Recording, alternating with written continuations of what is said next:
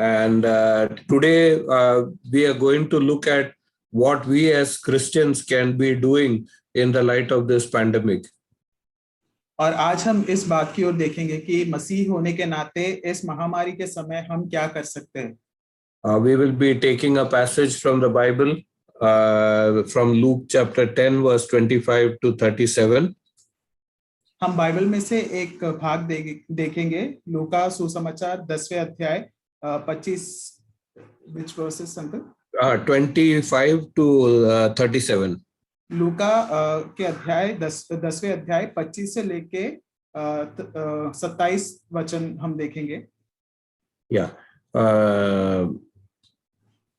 This is an incident where our Lord encountered a religious leader, and then he shared a parable, the parable of the Good Samaritan, which we are very familiar with.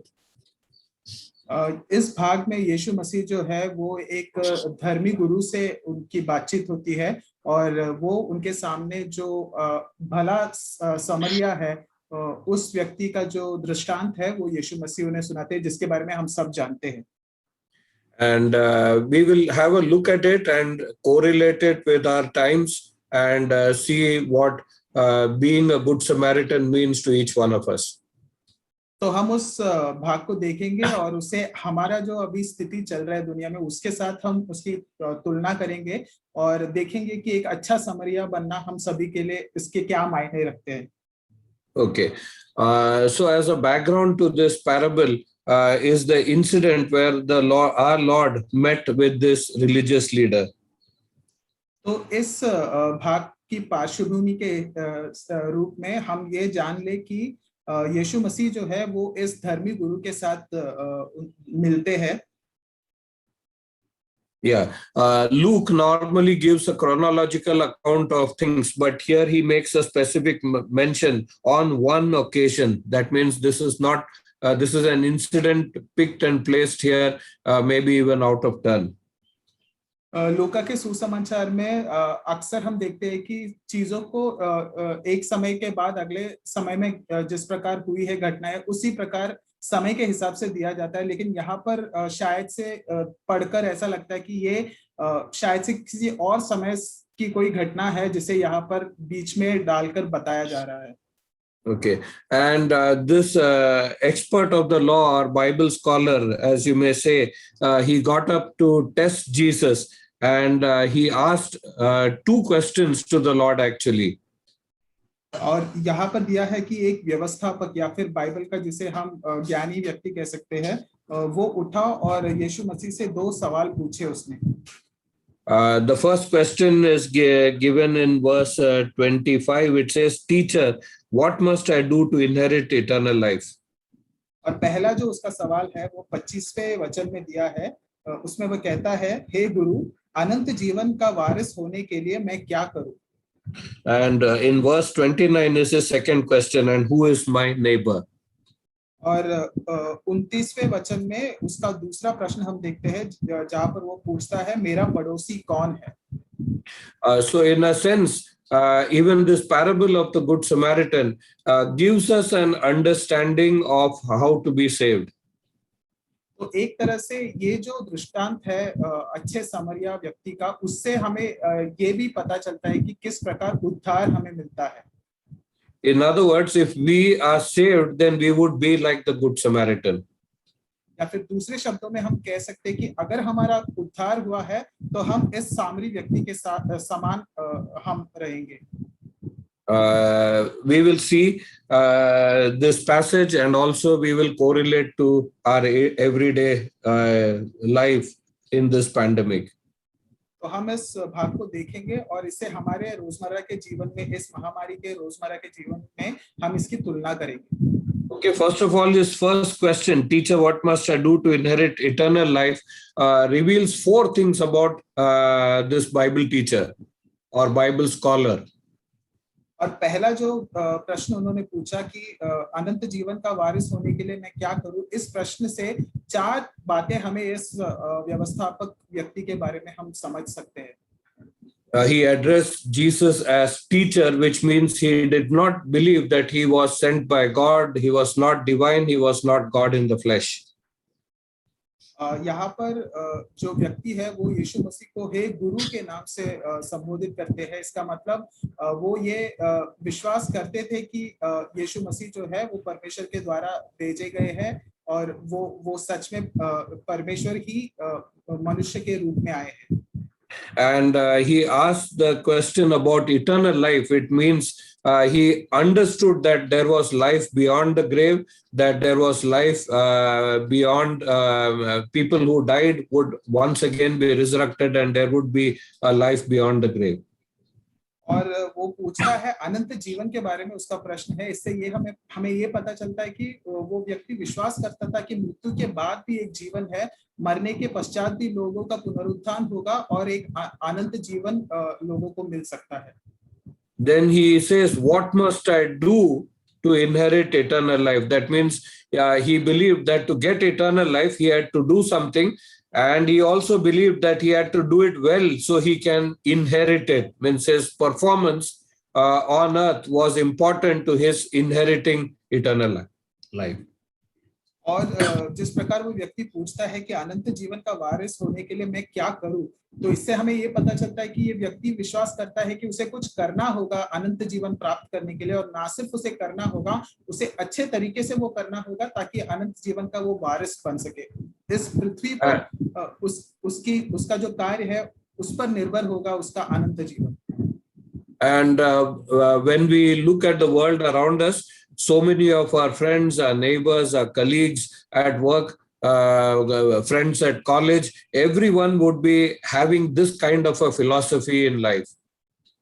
और अगर हम हमारे जीवनों में देखते हैं तो हमारे जो पड़ोसी है, जो हमारे मित्र है, काम के जगहों पर हमारे जो दोस्त है, हम देखेंगे कि हर जगह लोग इसी प्रकार का एक सोच रखते हैं।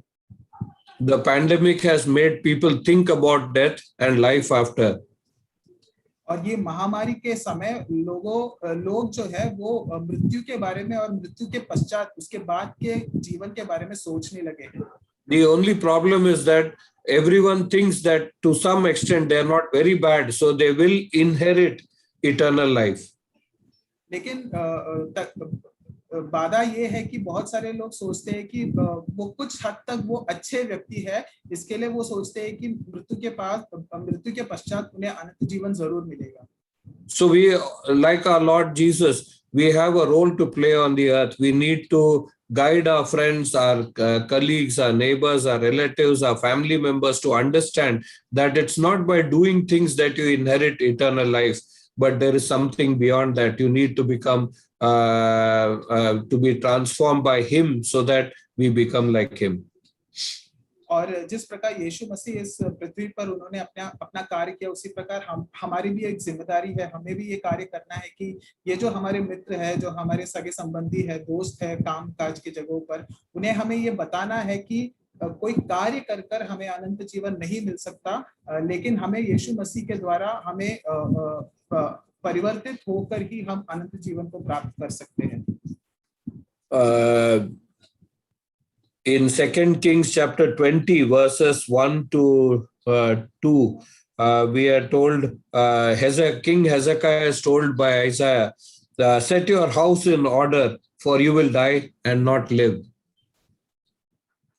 This is 2 Kings chapter 20 verse 1 and 2. 20. Yeah. Okay.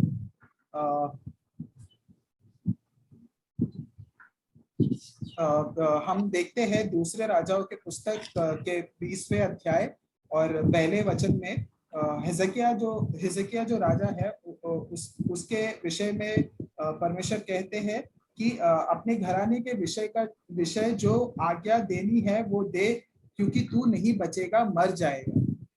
Okay, the pandemic has brought a clear understanding in the minds of people about the fact that they will be dying and there is a life beyond the grave, and it gives us an opportunity to help them prepare for their life beyond the grave, helps us to help them set their lives in order. तो ये महामारी के कारण जैसा हमने कहा लोग सोच रहे हैं मृत्यु के बारे में और मृत्यु के बाद के जीवन के बारे में, तो ये हमारे लिए एक संधि है जब हम उनसे बातें कर सकते हैं और उन्हें तैयार कर सकते हैं कि मृत्यु के बाद का जो जीवन है उसके लिए हम तैयार कर सकते हैं और उन्हें हम बता सकते हैं कि किस प्रकार उन्हें यहाँ पर भी अपना जीवन सीधा करना है. Okay. Now our Lord answered him in verse 26 of chapter 10 of Luke. What is written in the law and how do you read it? You know, the answer to the question that this scholar asked was given by our Lord by asking the man to look into the scriptures.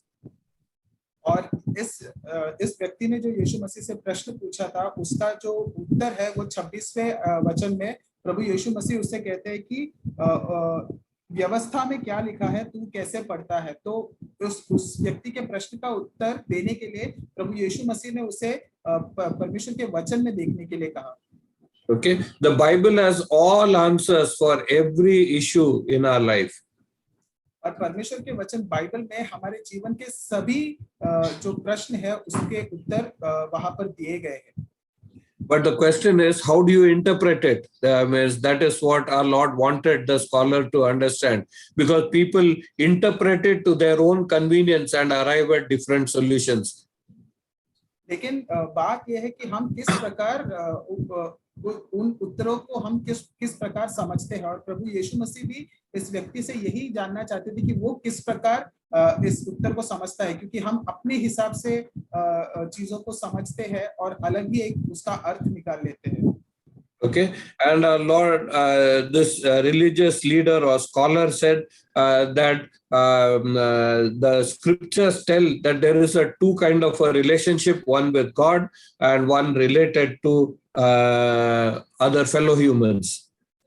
और ये जो व्यक्ति है उसने इस प्रकार उत्तर दिया कि परमेश्वर के वचन में लिखा है कि दो प्रकार के रिश्ते हैं, एक तो परमेश्वर के साथ हमारा रिश्ता और हमारे जो दूसरे लोग हैं, जो दूसरे व्यक्ति है उनके साथ हमारा रिश्ता भी है. In other words, to inherit eternal life, Scripture tells that we should have a right relationship with God and right relationship with other humans. सारांश में ये कहा गया है कि परमेश्वर के वचन में लिखा है कि अनंत जीवन का वारिस बनने के लिए हमें परमेश्वर के साथ अपना रिश्ता ठीक करना है और हमारे जो दूसरे व्यक्ति जो मनुष्य है उनके साथ भी अपना रिश्ता ठीक करना है. Verse 27, love the Lord your God with all your heart, with all your soul, with all your strength and with all your mind, and love your neighbor as yourself. 27वें वचन में उसने कहा तू प्रभु अपने परमेश्वर से अपने सारे मन और अपने सारे प्राण और अपनी सारी शक्ति और अपनी सारी बुद्धि के साथ प्रेम रख और अपने पड़ोसी से अपने समान प्रेम रख. Okay, our Lord said, you have answered correctly. और प्रभु यीशु मसीह ने उससे कहा तूने ठीक उत्तर दिया है. Do this and you will live. और उन्होंने कहा यही तू कर तो तू जीवित रहेगा. Okay, was Jesus preaching to him a different gospel than the gospel of grace? क्या प्रभु यीशु मसीह उस व्यक्ति के साथ एक दूसरे सुसमाचार को बांट रहे थे जो अनुग्रह का सुसमाचार है, उससे हटकर को क्या कोई और सुसमाचार यीशु मसीह बांट रहे थे? No, he was only showing the mirror of God's word in the face of this religious scholar so that he will know for himself how far he was from the belief that he had. और ऐसा नहीं है, प्रभु यीशु मसीह जो परमेश्वर का वचन है उसका आईना इस धार्मिक गुरु व्यक्ति के सामने दिखा रहे थे ताकि वो समझ सके कि वो परमेश्वर के जो चीज वो मांगते हैं उससे वो कितना दूर है.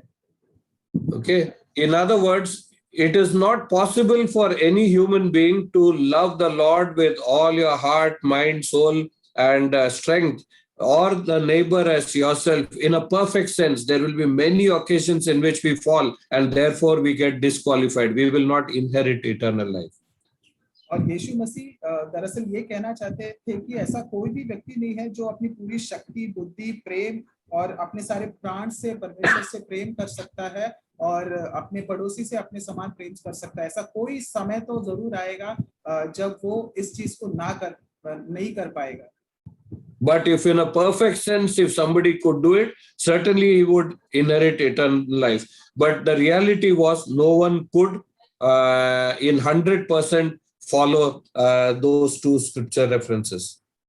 तो अगर ऐसा कोई व्यक्ति है जो 100% पूरे तरीके से अगर ये आज्ञाओं का पालन कर सकता है तो उसे जरूर अनंत जीवन मिलेगा, लेकिन सच्चाई ये है कि ऐसा कोई भी व्यक्ति पैदा नहीं हुआ है जो पूरी तरीके से 100% इन दोनों आज्ञाओं को मान सके. Okay, so this man then tries to justify himself or to make himself look good before the Lord by asking him the next question, who is my neighbor? तो ये जो व्यक्ति है वो अपने आप को यीशु मसीह के सामने अच्छा दिखाने के चक्कर में वो ये अगला प्रश्न पूछता है कि ऐसा है तो मेरा पड़ोसी कौन है.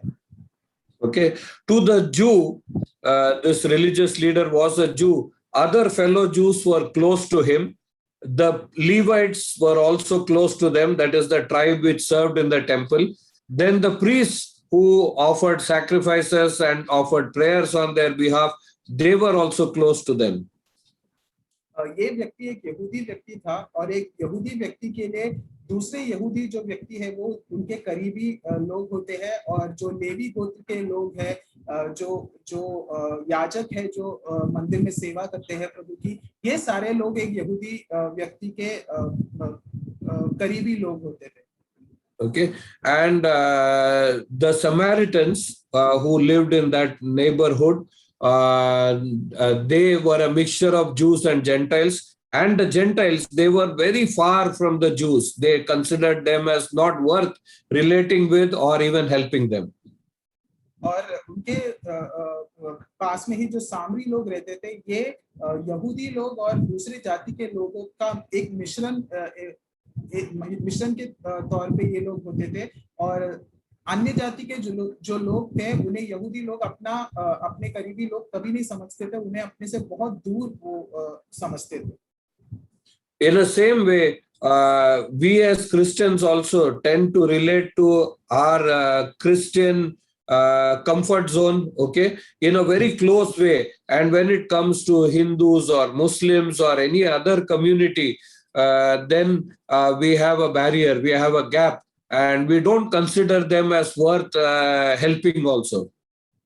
और इसी प्रकार कई बार हम जो मसीही लोग हैं, हम भी अपने जो मसीही भाई बहन लोग हैं उन्हें अपना करीबी मानते हैं, लेकिन जो दूसरे जाति के लोग हैं, जो दूसरे समुदाय के लोग हैं, हिंदू मुसलमान, उन लोगों को हम हमारे और उनके बीच में एक दीवार सा खड़ा होता है और हम ज्यादातर हम उनकी सहायता करने से हिचकिचाते हैं.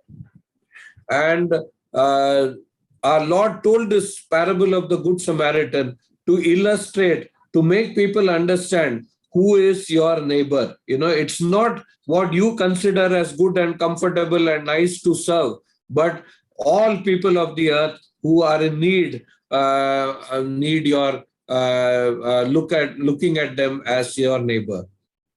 और इस दृष्टांत के द्वारा प्रभु यीशु मसीह अपने सुनने वालों को ये समझाना चाहते थे कि उस भले सामरी व्यक्ति की तरह हम सिर्फ उन लोगों को ही अपने पड़ोसी नहीं समझ सकते जिनके साथ हम कंफर्टेबल या अच्छा महसूस करें, लेकिन हमें इस जगत के सारे व्यक्तियों को अपना पड़ोसी मानना है. And if we are able to understand this and live it out in our life, then we are doing what God wants us to be doing. और अगर हम इस सच्चाई को जान ले और इस सच्चाई के हिसाब से अपना जीवन जीना शुरू करें, तो परमेश्वर जो हमसे चाहते हैं हम वो करना शुरू करेंगे. So in the parable that Jesus narrated, there are 5 characters. तो ये दृष्टांत जो यीशु मसीह ने कहा, यहाँ पर 5 लोग हैं. There is the person who becomes the victim, who is beaten up by the robbers. पहला जो व्यक्ति है वो जो चोर लोग हैं उनसे मारा गया व्यक्ति है. Then the robbers themselves. और दूसरा जो है वो चोर लोग हैं जिन्होंने उसे मारा. Then the third is the priest who comes that way. और तीसरा व्यक्ति वो याजक है जो उस रास्ते वहां पर आया. The fourth is the Levite who came that way. और चौथा व्यक्ति वो लेवी गोत्र का व्यक्ति है जो भी उस रास्ते आया था। And the fifth is the Samaritan who came that way. और पांचवा व्यक्ति है वो सामरी व्यक्ति जो उस रास्ते आया था। So we will look at all five of them and correlate it with our current situation. तो हम इन पांचों व्यक्तियों की ओर देखेंगे और हमारे जो समय में जो बातें चल रही है उसके साथ इसकी तुलना करेंगे। First is the victim. पहला वो व्यक्ति है जिसे चोरों ने मारा। He was a Jew because he was going from Jerusalem to Jericho, and it is the land where the Jews lived in Israel. और ये व्यक्ति जो है वो यहूदी है क्योंकि वो जेरूसलम से जेरिको जा रहा था और वहाँ यहूदी लोग रहते हैं। Okay, and he falls into a situation where the robbers catch him, beat him up, and steal everything that he has and leave him for dead. और वो एक ऐसी स्थिति में पड़ गया जहां पर ये जो चोर लोग थे वो उसे पकड़ते हैं, मारते हैं और उसे लूट कर वहां पर छोड़ देते हैं। Okay, he had no one to help him. और वहां पर उसकी सहायता करने वाला कोई नहीं था। No way to inform his family even.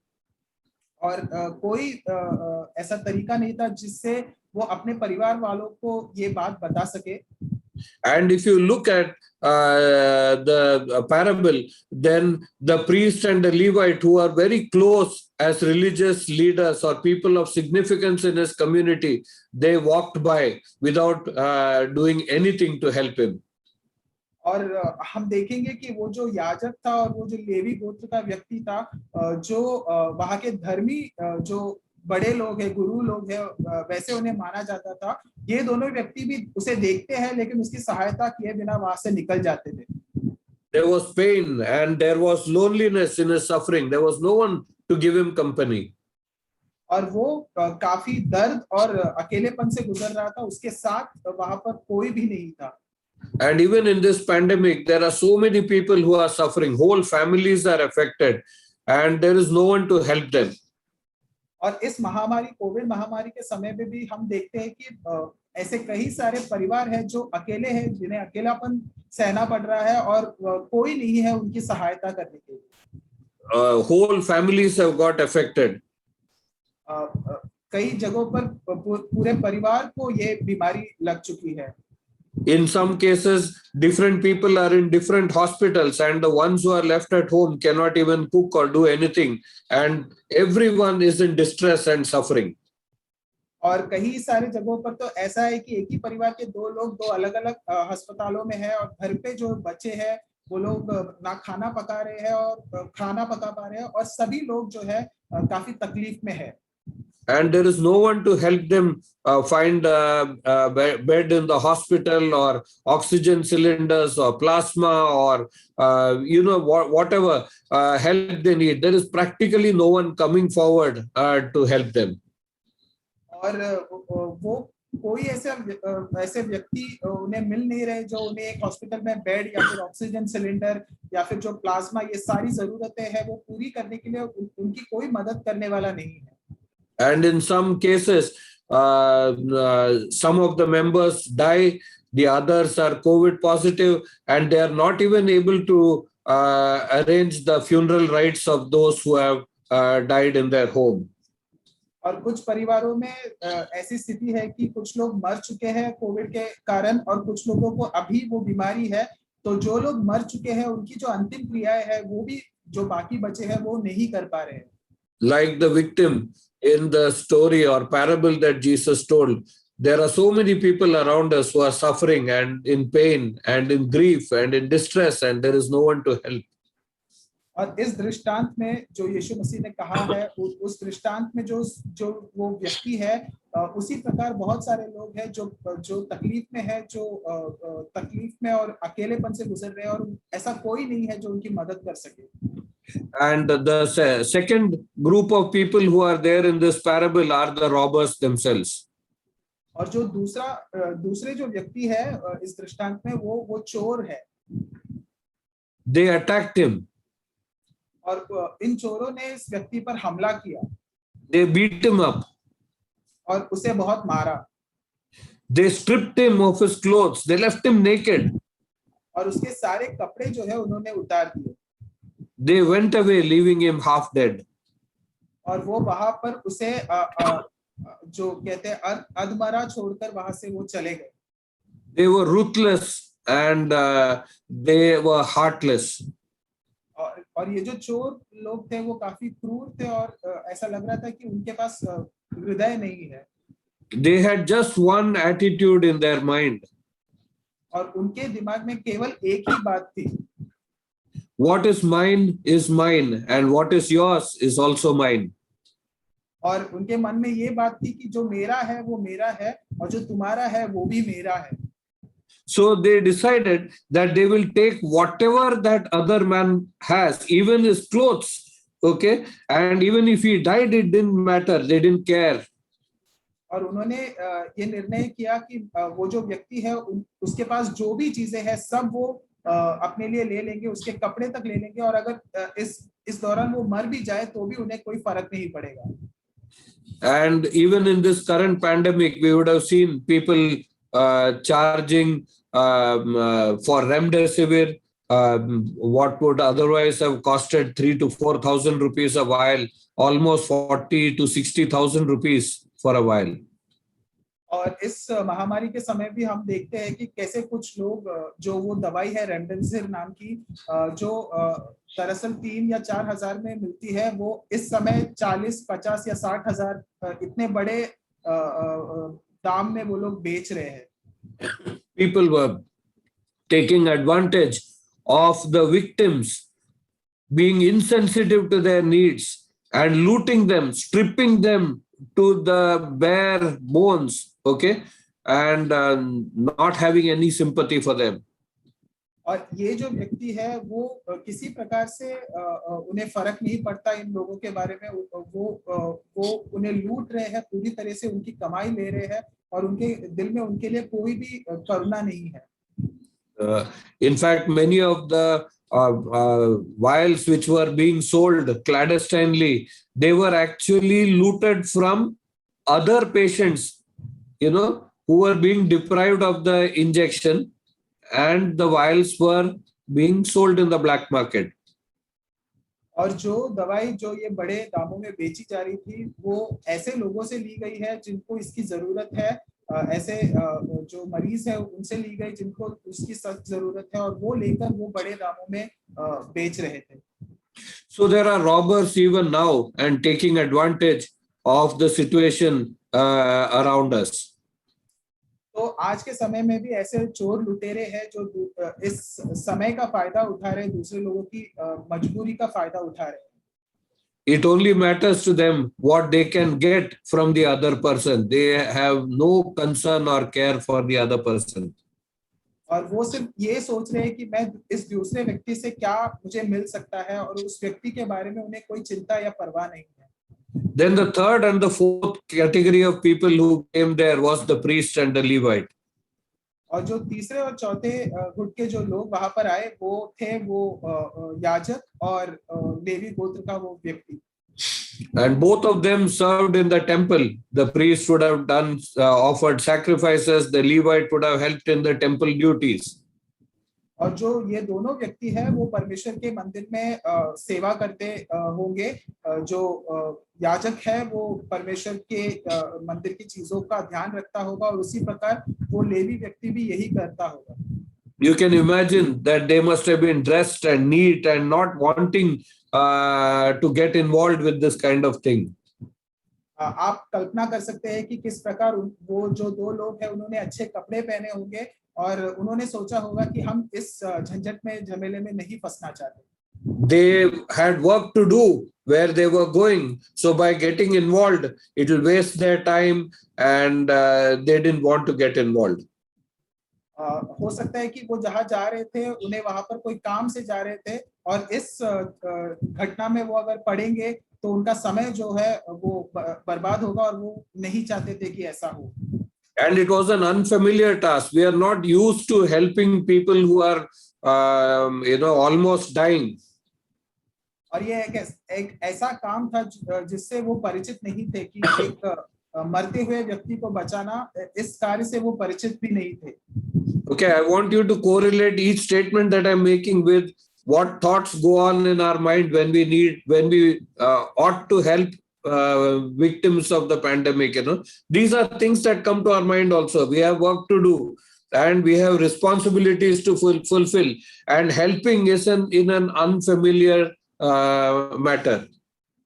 और हम चाहते हैं कि ये सारी बातें जो हम देख रहे हैं, जब हम ये बातों को सुन रहे हैं, हम इसे अपने दिमाग में जो विचार चलते हैं उसके साथ इसकी तुलना करें। हम भी शायद से ये सोचते हैं जब हम इस प्रकार की बातें सुनते हैं कि हमें दूसरी जिम्मेदारियां है, हमें वो जिम्मेदारियां निभानी है, और ये जो चीज है, ये जो कार्य है, ये इससे हम परिचित नहीं है तो हम ये नहीं कर सकते। इस प्रकार की सोच हमारे दिल में भी आते होंगे।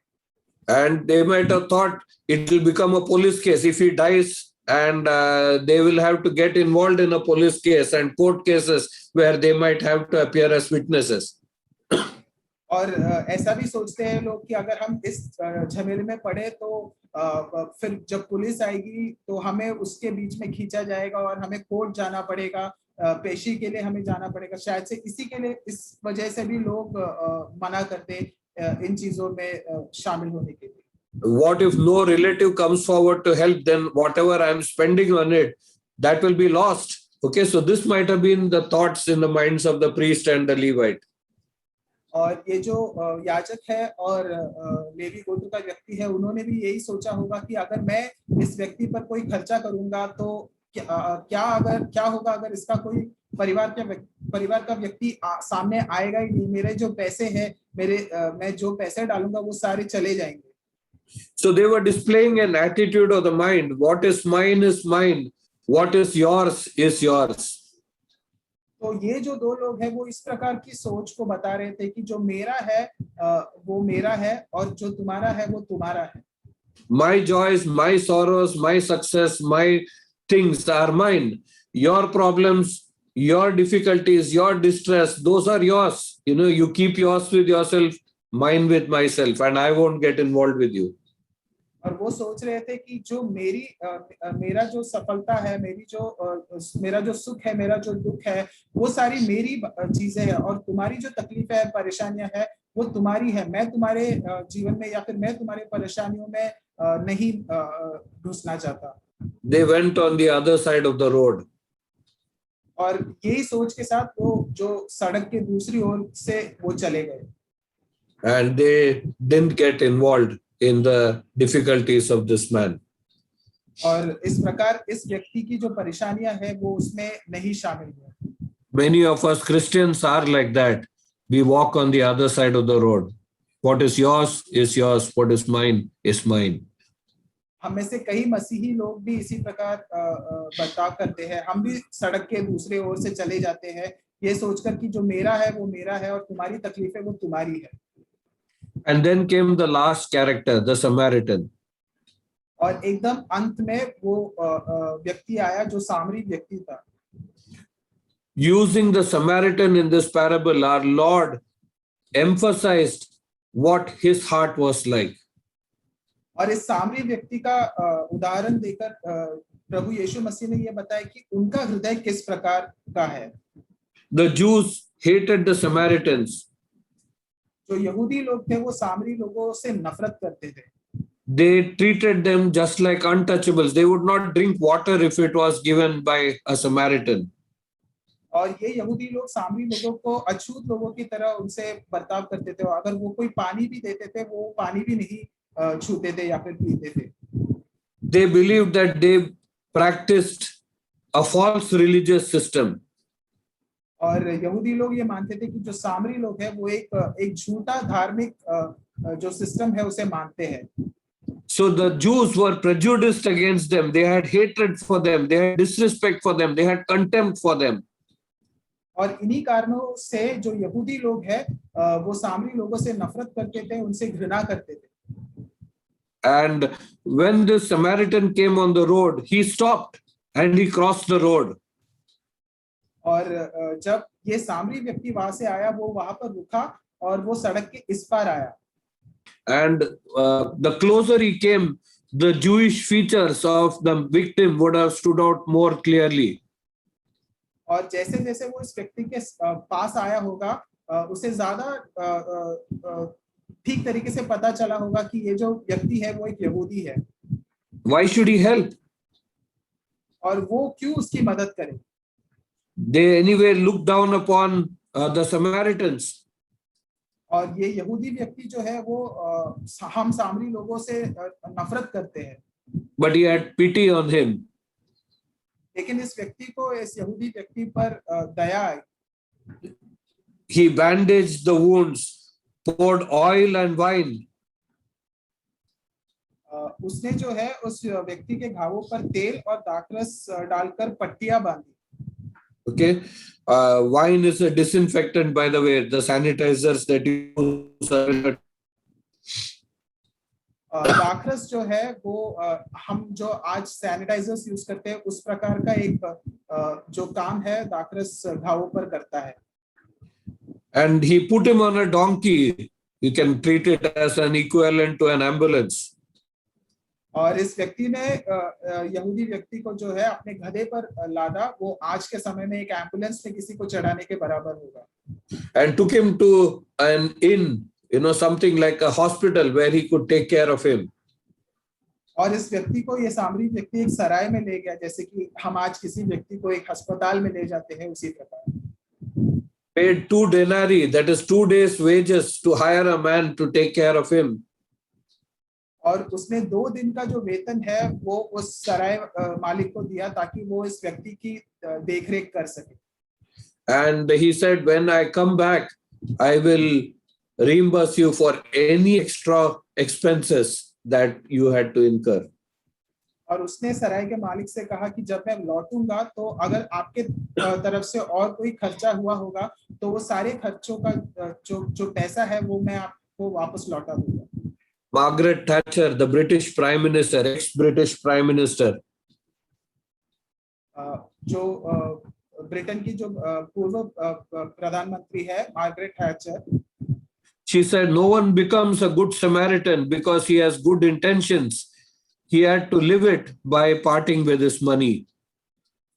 उन्होंने इस प्रकार कहा कि कोई भी अच्छा सामरी व्यक्ति अपने अच्छे ख्यालों से नहीं बनता, लेकिन उसे अपने तरफ से पैसे चुकाकर वो ये अच्छा सामरी का जो किरदार है वो निभा सकता है।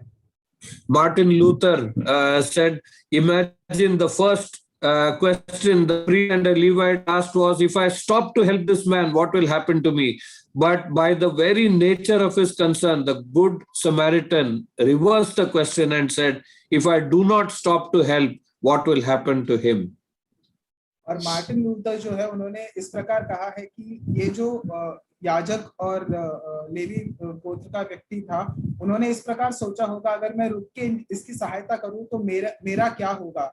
और इस सोच को बिल्कुल उलट कर सामरी व्यक्ति ने इस प्रकार सोचा होगा कि अगर मैं ना रुकूं तो इस व्यक्ति का क्या होगा। Okay, it's all in the mind. It's an attitude. ये सभी हमारे दिमाग में है और एक प्रकार का भाव होता है। And Lord asked this man, which of these 3 was a neighbor to him? And this scholar replied correctly a second time that the one who showed mercy was the one who was a neighbor. और इस व्यक्ति से यीशु मसीह ने कहा, इन तीनों में से उसका पड़ोसी कौन ठहरा? और उसने कहा कि जिसने उस पर तरस खाया वही उसका पड़ोसी ठहरा। Okay. Now some other lessons that we can pick up from the parable of the Good Samaritan. अब हम कुछ और ऐसी बातें देखेंगे जो हम इस भले सामरी के दृष्टांत से सीख सकते हैं। Why should we help anyone at all? हम क्यों किसी की सहायता करें? Our Lord set the example in Matthew 5:45. मत्ती के पुस्तक 5वें अध्याय के 45वें वचन में हमारे यीशु मसीह ने हमारे लिए उदाहरण रखा है। And in the second half of that verse, he says he causes his sun to rise on the evil and good and sends rain on the righteous and unrighteous.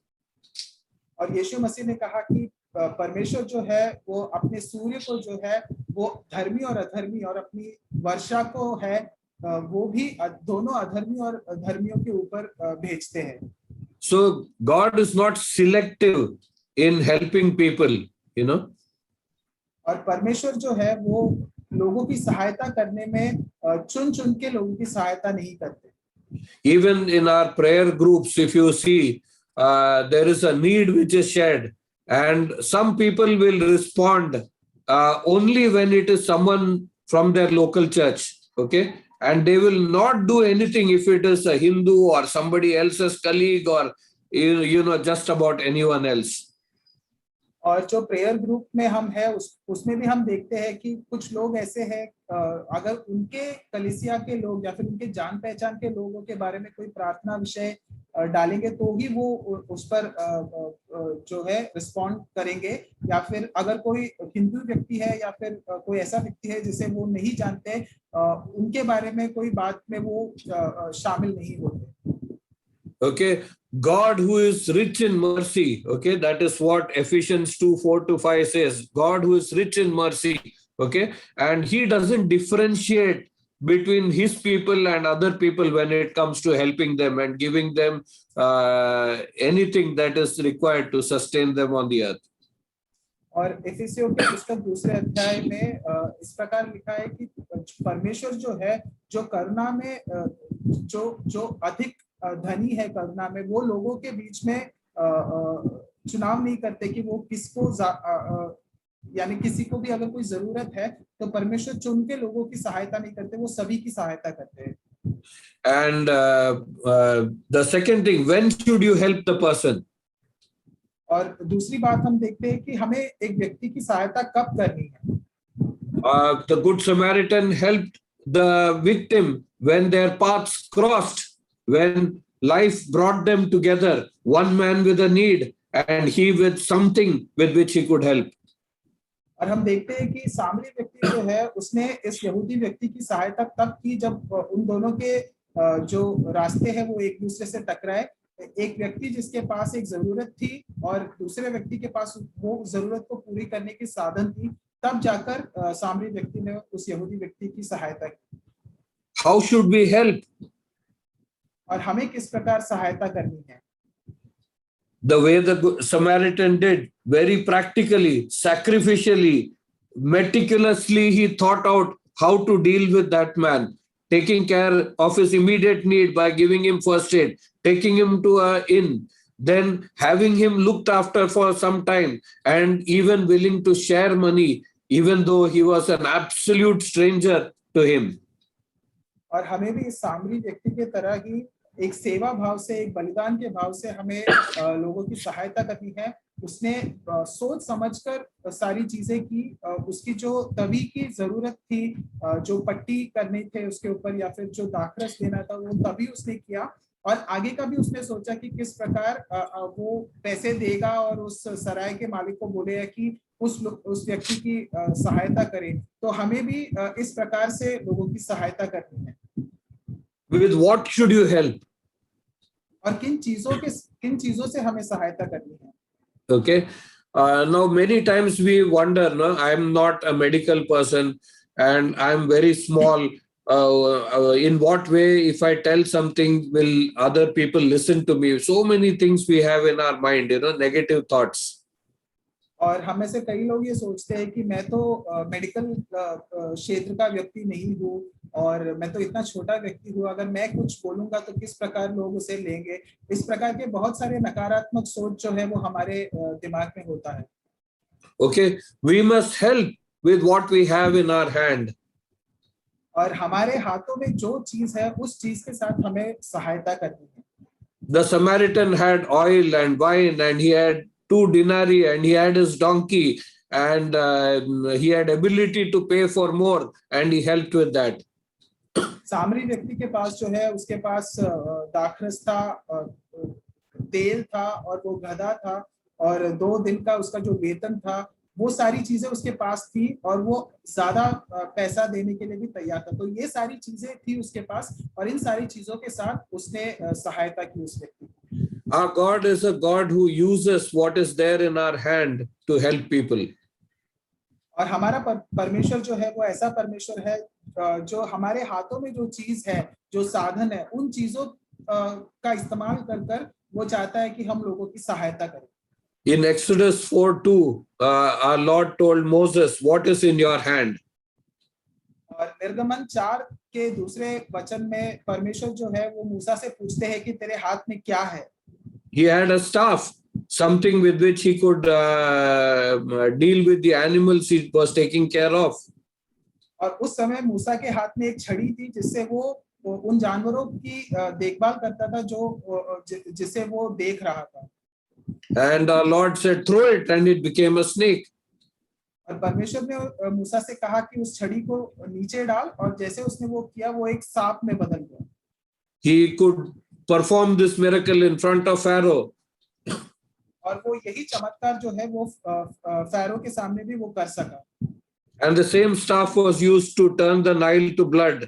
The sea parted and water came from the rock.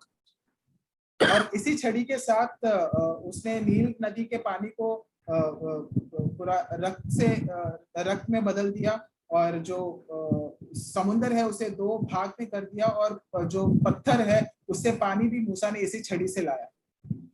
And in 1 Samuel 17:40, David had just 5 smooth stones in his hand when he took on Goliath. और पहले शमूएल 17 और 40 पे वचन में हम पढ़ते हैं कि दाऊद के पास सिर्फ 5 पत्थर थे जब वो गोलायत के सामने गया था लड़ने। No spear, no javelin, no sword, no shield, no armor. Okay, but with that he brought the giant Goliath down. और दाऊद के पास जो है कोई भाला या तलवार या ढाल या कवच कुछ भी नहीं था, बस उस 5 पत्थर के साथ वो आगे गया और उसने उस फिलिस्ती गोलायत को हराया। Peter, he prayed, "Silver and gold have I none, but what I have I give to you. In the name of Jesus of Nazareth, rise up and walk." और पत्रस जो है नए नियम में वो कहता है कि मेरे पास सोना और चांदी तो नहीं है, लेकिन जो मेरे पास है वो मैं तुझे देता हूँ, प्रभु यीशु मसीह के नाम से उठ और चल। See, the only thing he could do was pray because he had no money. He came from a poor background, but what he had, he used, and it produced dramatical results. और पत्रस जो थे वो अमीर व्यक्ति नहीं थे, उनके पास पैसे नहीं थे, लेकिन वो उन्होंने प्रार्थना की, और जो उनके हाथ में था उस प्रार्थना के द्वारा हम देखते हैं कि किस प्रकार वहां पर बड़ा एक चमत्कार हुआ था। In John chapter 6 verses 5 to 12, a little boy's tiffin box helped in feeding the 5,000 who were hungry.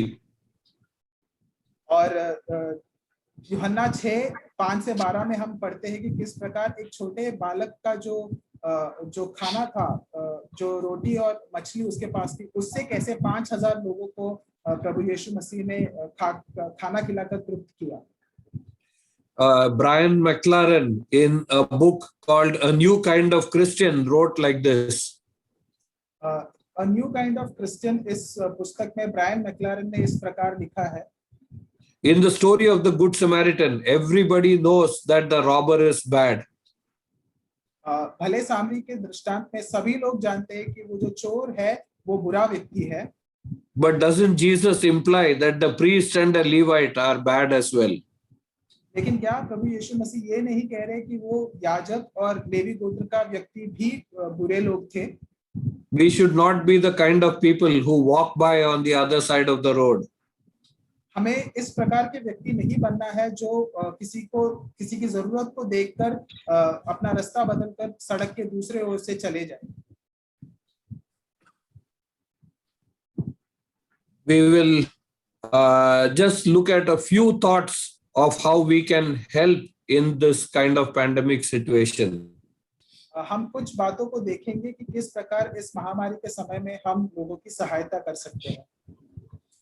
The Good Samaritan was willing to be involved. जो भला सामरी व्यक्ति है वो चीजों में शामिल होने के लिए तैयार था। If you are willing, God will show the way.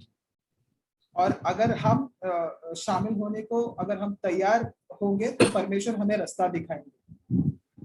We may not have any idea today how to start serving him, but he will lead us step by step along the way. शायद से आज हमारे पास कोई हम जानते नहीं कि किस प्रकार हम उनकी सेवा कर सकते हैं, लेकिन परमेश्वर जो है वो हर एक एक स्टेप के हिसाब से हमें बताते जाएंगे. He ignored racism, the barrier between the Samaritans and the Jews, and went out and reached people. और सामरी व्यक्ति ने जो है वो रेसिज्म या फिर जो रंग के ऊपर जो भेदभाव होता है उस चीज के परे जाकर उसने एक व्यक्ति की सहायता की. And we should be also careful not to help only people of our kind. Okay, we need to be like our Savior, reaching out to His creation with the love of God, and also to help them prepare for eternity. और हमें भी इस प्रकार के व्यक्ति नहीं बनना है जो सिर्फ हमारे समूह या गुट के लोगों की ही सहायता करें. हमारे परमेश्वर के समान हमें भी सभी लोगों की सहायता करनी है और उनकी मदद करनी है कि वो अनंत जीवन के लिए भी तैयार हो सके. There are many friends of mine who have been involved in different kinds of ministries, but one of them is Rahul. और लेस्ली अंकल के बहुत सारे मित्र हैं जो अनेक प्रकार की सेवकाई में है, लेकिन उनमें से एक राहुल है. And he found that no Christian organization was really out in the street helping people. So what he has done is that he has joined hands with some Muslims who are providing funeral rites for people of any community who need help. The risks are very high, but they go and help bury or perform the final rites for people who are gone. और राहुल ने देखा कि जो मसीही कोई भी संगठन नहीं है जो लोगों की सहायता कर रहे हैं सड़कों पर, इसीलिए उसने एक मुसलमान संगठन के साथ हाथ मिला लिया जो लोगों की अंतिम क्रिया करने में सहायता कर रहे हैं. बहुत खतरे का काम है लेकिन वो लोग कर रहे हैं और ये भाई उनके साथ जुड़ चुके हैं. Okay, so here are some thoughts on how you can get started. और हम कुछ बातों को देखेंगे कि किस प्रकार हम शुरुआत कर सकते हैं लोगों की सहायता करने के लिए. You can pray. हम प्रार्थना कर सकते हैं. Not just for Christians, but for others in distress and need. सिर्फ मसीही लोगों के लिए नहीं, लेकिन उन सभी लोगों के लिए जिनकी जरूरतें, जिनको अनेक प्रकार की जरूरतें हैं, हम उन सभी के लिए प्रार्थना कर सकते हैं. Thousands of people are going into a lost eternity if we do nothing about it. और अनेकों व्यक्ति है जो एक अनंत काल के मृत्यु की ओर जा रहे हैं अगर हमने कुछ उनके लिए नहीं किया तो. You can use your phone. हम अपने फोन्स का इस्तेमाल कर सकते हैं. You can help a suffering family to find oxygen, ICU beds, ambulances, plasma, or even to help them make funeral arrangements. हम किसी एक परिवार की सहायता कर सकते हैं, उन्हें अस्पताल में बेड या फिर ऑक्सीजन, प्लाज्मा, इन सारी चीजों को मुहैया कराने के लिए, या फिर उनके जो मृतक लोग हैं उनके अंतिम संस्कार के लिए भी हम उनकी सहायता कर सकते हैं. Third thing, you can contribute to the needs. और तीसरी बात है कि जो जरूरतें हैं उसके लिए हम दान दे सकते हैं. And there are so many families who have lost their breadwinners, and very small children are left in their home, and a wife who is not even on a job, and their future, everything is bleak, and we can bring God's love to them, and we can bring His grace to them as well. ऐसे कई परिवार हैं जिनके जो मुखिया लोग हैं जो कमाकर लाते थे घर में, वो लोग मर चुके हैं. उन परिवारों में छोटे बच्चे हैं और उनकी जो स्त्रियां हैं उन परिवारों में वो काम नहीं करती, तो उनका जो वेतन है वो रुक चुका है, बहुत तकलीफ में है. तो इस प्रकार के परिवारों के लिए हम उनकी सहायता कर सकते हैं. परमेश्वर का प्रेम और उनकी दया जो है उन्हें दिखा सकते हैं.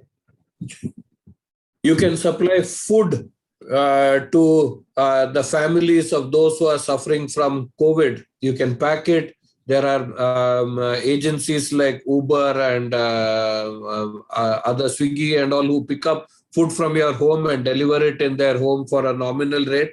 and you can help them during the crisis, 7 to 10 days to cook food and give it, because sometimes they may not have the strength or the energy to do it. हम ऐसे परिवारों की सहायता कर सकते हैं जिनके घर में लोग कोविड से बाधित है, और हम उनको खाने की चीजें हम उनके लिए मुहैया करा सकते हैं। उबर, ओला इस प्रकार की जो सेवाएं हैं जो हमारे घरों पर आकर ये खाने की वस्तुएं हमसे लेकर इन परिवारों तक पहुंचाते हैं एक छोटे से दाम के लिए। हम ऐसे इस प्रकार भी हम लोगों के 8-10 दिनों के लिए उनके लिए खाना पकाकर उनके लिए खाना मुहैया करके भी हम उनकी सहायता कर सकते हैं। If you are already working in a hospital, or if you are a medical staff and you are already having duties in the hospital, you can visit patients, pray with them, and share the gospel with them. अगर आप अस्पताल में काम कर रहे हो तो आप जो आपके अस्पताल में जो रोगी लोग हैं जो कोविड से बाधित है, आप उनके पास जाकर उनसे बातें कर सकते हो, उनके साथ प्रार्थना कर सकते हैं, और यीशु मसीह का सुसमाचार जो है आप उनके साथ बांट सकते हैं। And through this pandemic, we would have seen so many evangelists, so many missionaries, so many Bible translators. Who will fill the shoes? Who will go to those places? Okay, if God is calling you, do not tarry, do not make it late. Uncle, I didn't get the last part. There was some network glitch. Yeah, there are so many evangelists, missionaries, or Bible translators who have been affected and called home during this pandemic. If God is calling us to fill the shoes or the empty spaces which they have left behind, then we should not delay, but respond to God's call quickly. ऐसे कई सारे missionaries, evangelist, Bible translators हैं जो इस महामारी के दौरान बाधित हुए हैं, और वो उन्होंने अपनी जान गंवाई है, और वो प्रभु के साथ है। अगर परमेश्वर आपके हृदय में ये भार डालता है कि आप उनकी जगह ले, आप उनकी सेवकाई में उनकी जगह अगर आप ले सकते हैं, तो आप आगे बढ़िए और परमेश्वर के इस बोझ को अपनाइए, और ज्यादा समय ना लिए बिना आप उनकी जो कमी है वो आप पूरा कर सकते हैं। I will leave with the final question in your mind. और समाप्त करने से पहले एक आखिरी सवाल हम पूछेंगे। This parable was uttered by the Lord in connection to the question by the Bible scholar, what should I do to be saved? ये दृष्टांत जो है वो प्रभु यीशु मसीह ने इस धार्मिक व्यक्ति के एक प्रश्न के उत्तर के हिसाब से दिया था, और वो प्रश्न ये था कि मैं क्या कर सकता हूँ, अनंत जीवन का वारिस बनने के लिए मुझे क्या करना चाहिए। So the mirror of God's word is showing to us that if we have experienced God's salvation, then in some way we will have the character of the Good Samaritan.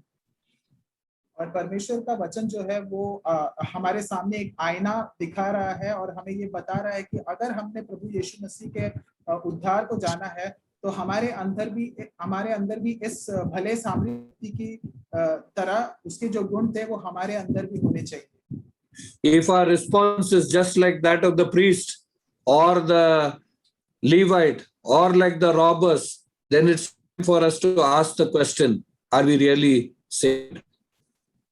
और अगर हमारा जो रिस्पॉन्स है, हमारा जो भाव है वो उस याजक या फिर लेवी गोत्र का व्यक्ति या फिर उन चोरों के समान हमारा अगर भाव है, तो हमें ये प्रश्न अपने आप से पूछना होगा कि क्या हम सच में उद्धार पाए हैं। That's it.